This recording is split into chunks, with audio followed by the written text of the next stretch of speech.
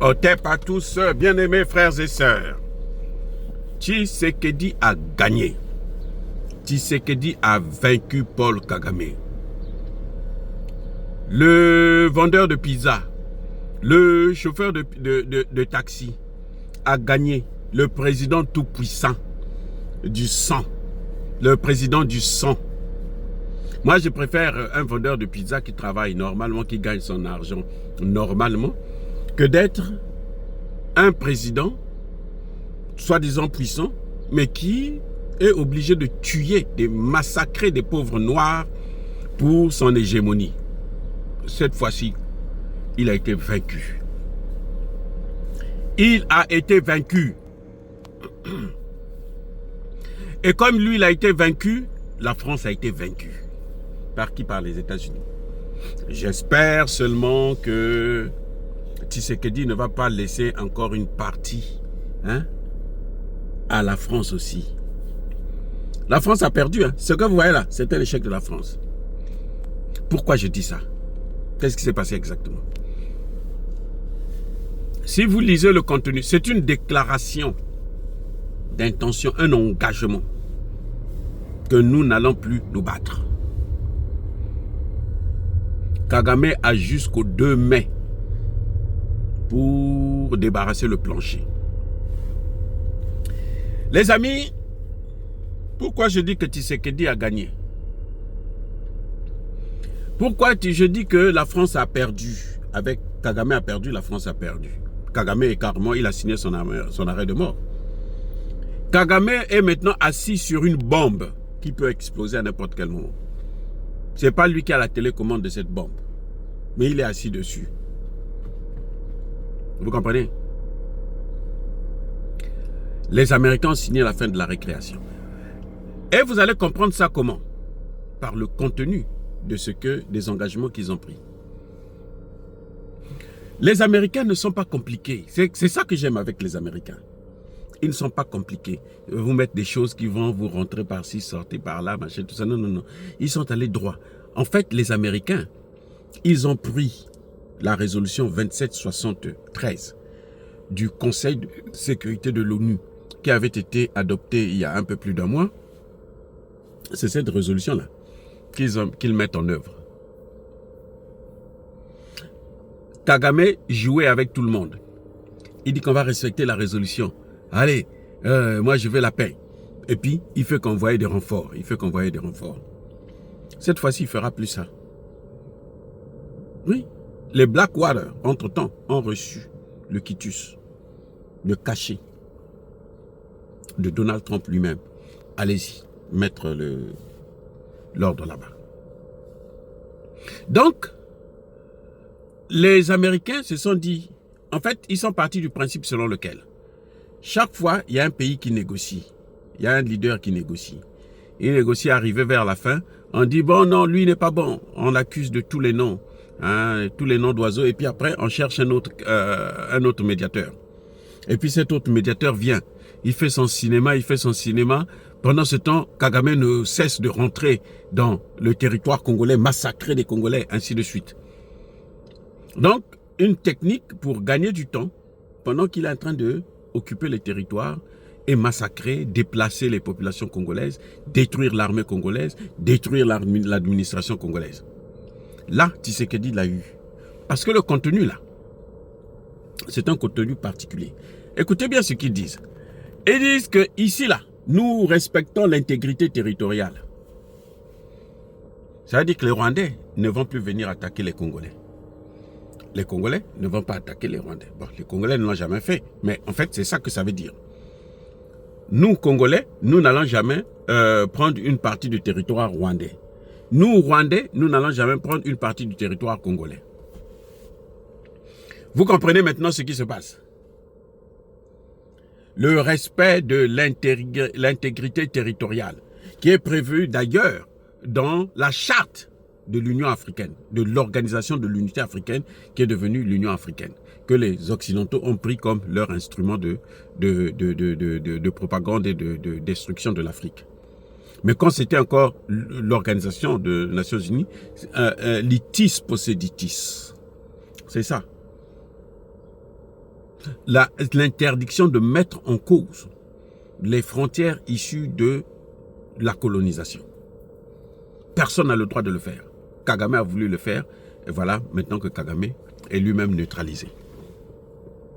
Donc, le premier élément de cet accord, qui vient d'être signé entre le Rwanda et la RDC, avec pour témoin le secrétaire d'État américain, donc la troisième personnalité la plus puissante au monde, selon l'Occident, prévoit donc le respect de l'intégrité territoriale. Ça veut dire quoi? Ça veut dire que le Rwanda doit désormais respecter la souveraineté du Congo. Le Rwanda doit quitter le Congo. Le Rwanda n'a plus de raison à évoquer, non, il y a des FDLR, donc nous sommes partis là-bas, il y a des Tutsis rwandais, nous sommes partis les protéger. Si les Tutsis rwandais ne se sentent pas bien au Congo, ils repartent chez eux au Rwanda. S'ils sont bien au Rwanda, ils n'ont qu'à aller au Rwanda. Ces histoires des catholiques, des prêtres et tout qui disaient que non, le Massissi, le ceci, ça appartient au Rwanda, c'est fini ça. L'accord là, c'est ça ce que ça veut dire. Ça, c'est le premier élément qu'il nous donne de cet accord. Le contenu, là, nous sommes dans le contenu maintenant. Il parle de la sécurité. Parce que le Rwanda disait que non, nous sommes attaqués par des FDLR. Ils ont occupé Goma, ils ont occupé Bukavu. Ils n'ont jamais attrapé un seul FDLR. Vous croyez que le monde ne voit pas ça? Si les leaders africains qui soutiennent Kagame n'ont pas vu ça, mais le monde entier a vu qu'il n'y a pas de FDLR. C'est d'ailleurs ce qui a fait la force de Tshisekedi. Parce que Tshisekedi a pu démontrer à la communauté internationale que ce que le Rwanda est en train de revendiquer là, c'est pas quelque chose de réel, c'est faux. Vous voyez, c'est ça le problème. Donc, il n'y a pas de FDLR, le Rwanda cherche seulement à piller nos matières premières. C'est un problème économique. Maintenant, entre-temps, on prévoit, le Congo dit, mais s'il y a des FDLR, nous on les prend, comme ce sont des Rwandais, on les envoie au Rwanda. Si le Rwanda les tue là-bas, ça ce n'est même pas le problème du Congo. Le Congo prend, il envoie là-bas.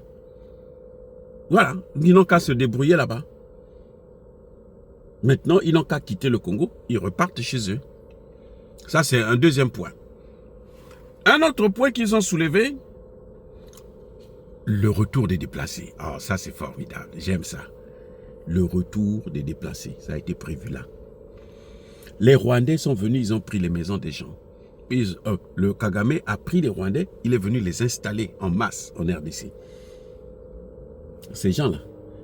Mais celui qui est parti hier, quand il revient, il saura que oui, c'était sa maison, non? Non? On sait que celui-là, c'est un Rwandais, non? Non?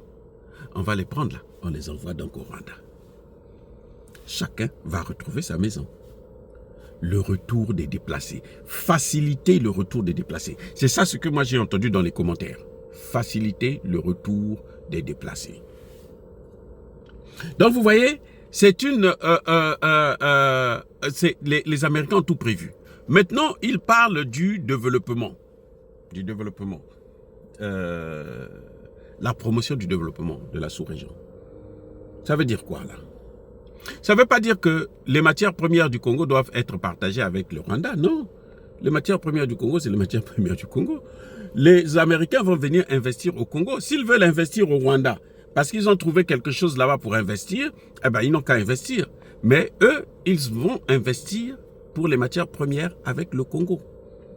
Donc, comme les autres, ce que j'ai entendu dire par certains, que non, voilà, on va donner 20% au Rwanda. Non, il n'y a même pas 20%, même pas 1%. Si on va donner 20% au Rwanda, donc il faut donner 20% à l'Angola, il faut donner 20% au Congo-Brazzaville, 20% à la Tanzanie, 20% à la Zambie, au Soudan du Sud, et puis partager le Congo. Non, c'est pour le Congo. Les Congolais doivent vivre de ça. Point.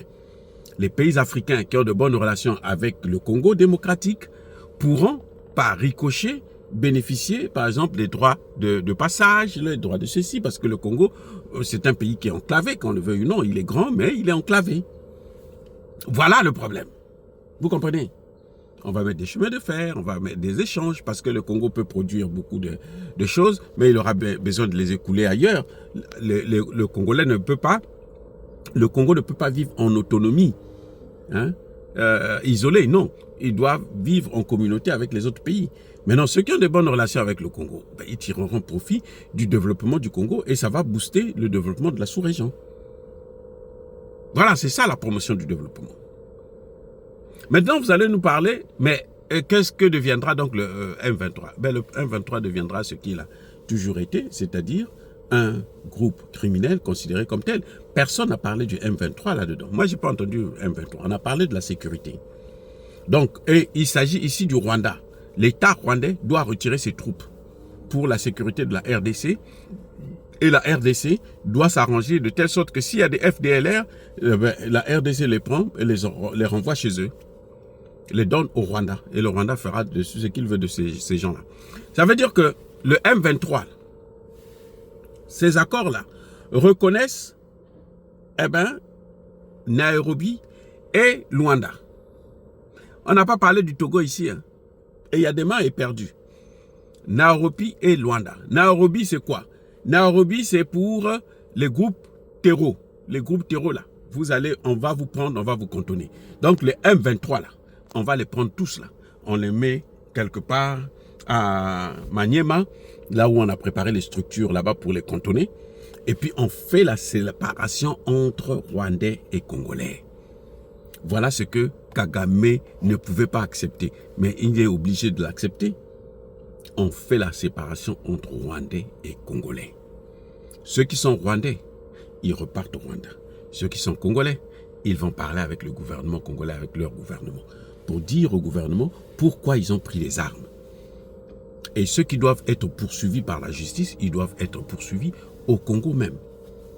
Et jugés et condamnés pour qu'ils puissent payer ce qu'ils ont fait à leurs frères et sœurs congolais. Maintenant, Luanda, c'est bien le processus de deux États. C'est-à-dire le Rwanda doit respecter l'intégrité territoriale et le Congo doit éviter que les FDLR, qui n'existent pas d'ailleurs, puissent entraîner l'insécurité au Rwanda. Voilà ce qui se passe. Donc, en quelque sorte, les Américains ne sont pas partis par 4 chemins. Ils ont pris seulement ce qui est là et puis ils ont présenté à leur manière, à leur sauce, pour détruire tout ce que les Français ont préparé pour gagner du temps, pour aller au Conseil de sécurité. Non, on va aller les cholets, les machins, le processus, le contrat social, machin, c'est fini, il n'y en a plus. Si Tshisekedi va les réveiller là, c'est son problème. Mais là, les Américains, ce qu'ils ont fait signer aux 2 gars là, c'est fini. Il n'y a plus rien entre le Rwanda et le Congo. Le Rwanda doit, je dis bien doit, retirer ses troupes et laisser le Congo vivre en paix. Voilà ce qui se passe. Voilà ce que les Américains ont prévu. Voilà ce que les Américains donnent à l'humanité tout entière et notamment au continent africain. Merci, à bientôt. Que Dieu vous garde.